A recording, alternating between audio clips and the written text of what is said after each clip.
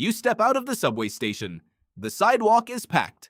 And without deciding to, your legs speed up. You didn't choose this. Nobody told you to walk faster. But somehow, the moment you're surrounded by strangers moving in the same direction, your pace quietly climbs. You felt this 100 times and never once asked why. The real answer is far stranger than simple impatience. It isn't about being late. It isn't about the people in front of you blocking your path. Something older is running the show.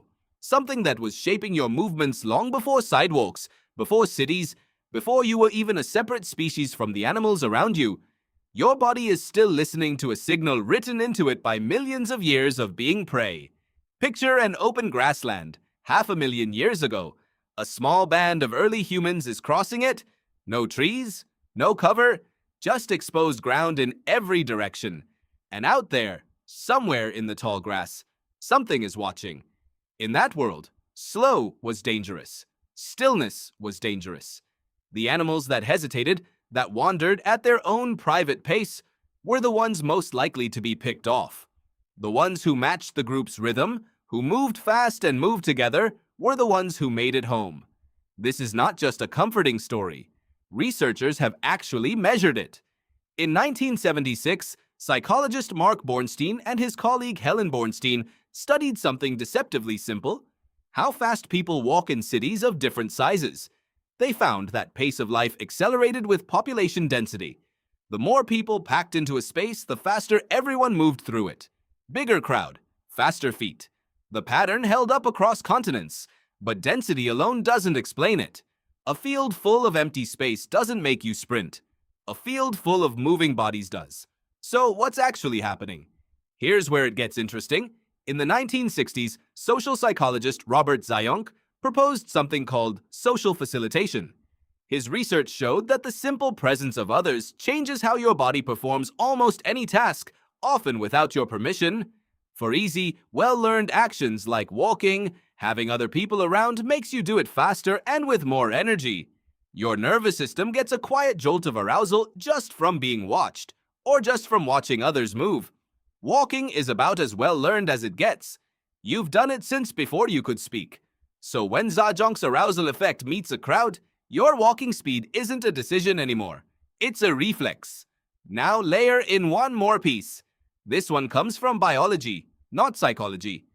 In 1971, evolutionary biologist W.D. Hamilton introduced what he called the selfish herd theory. He was trying to explain why animals like fish and antelope cluster together so tightly, especially under threat. His answer was almost cold in its logic. Each individual isn't grouping together out of cooperation. Each individual is trying to put other bodies between itself and danger. Being in the middle of the herd is safer than being on the edge. But there's a side effect of this clustering that Hamilton's later interpreters pointed out. A group moving together can also detect threats faster than any single animal alone. More eyes scanning the horizon. More ears tuned to sound. A wolf approaching a single gazelle has a real chance. A wolf approaching 300 gazelles moving in sync has almost none. You inherited this exact wiring, not the antelope's legs. The same nervous system underneath them. So when you're swallowed into a moving crowd on a city street, 3 ancient systems wake up at once. Density tells your body to match the group's tempo. The simple presence of other people triggers a low hum of arousal that speeds up automatic actions. And some far older part of your brain, the part that evolved on open grassland, registers a moving mass of bodies and quietly classifies it as safety in numbers, which means staying with the herd, which means matching its speed. None of this passes through conscious thought. You don't weigh the evidence and decide to walk faster. Your legs are already moving before the thought could even form. Have you ever tried to walk slowly through a rush hour crowd just to see what happens? It feels wrong. It feels almost dangerous. People brush past you. You feel exposed, oddly visible, like you're doing something the group disapproves of. That feeling has a name in crowd psychology. Deviating from collective flow creates a kind of social friction, an instinctive discomfort at being the one body moving against the current. Your ancestors would have recognized that discomfort instantly. On the savannah, the animal moving against the herd's direction was the animal a predator noticed first. There's a darker side to this same instinct, and it shows up in something researchers call crowd crush. When density goes high enough, the same mechanism that keeps you safe in a moving group, the urge to match everyone's pace and stay packed together, can turn against the people inside it. Engineers who study crowd disasters now treat human crowds less like a collection of individuals and more like a fluid, a substance with its own pressure and flow, because that's how it actually behaves under stress. The instinct that quickens your steps on a sidewalk is the same instinct that, in the wrong density, can crush the people at the center of a panicked crowd. The same ancient wiring. Two completely different outcomes depending on the size of the danger. Most of the time, though, it just shows up as a faster walk to the train. A reflex with no downside. A leftover survival program quietly running in the background of an ordinary Tuesday. Think about what that means. Every time you step into a crowded street and feel your pace pick up without trying, you're not experiencing modern urban stress.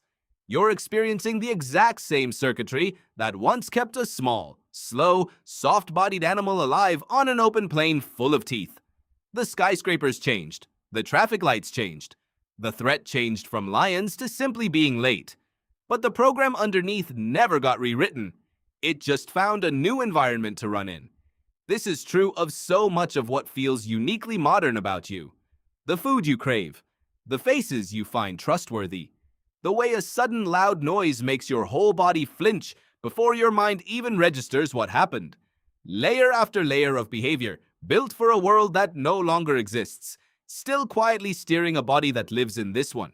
So the next time you're swept into a moving crowd and your feet speed up on their own, you don't have to wonder why anymore. There's no mystery left in it. You're not anxious. You're not in a hurry. You're an animal, walking the way animals have always walked when the herd starts to move, because for nearly the entire history of your species, falling behind the herd was the last mistake you ever made. You don't decide to walk faster in a crowd. The crowd decides for you, and it has been deciding for longer than memory itself.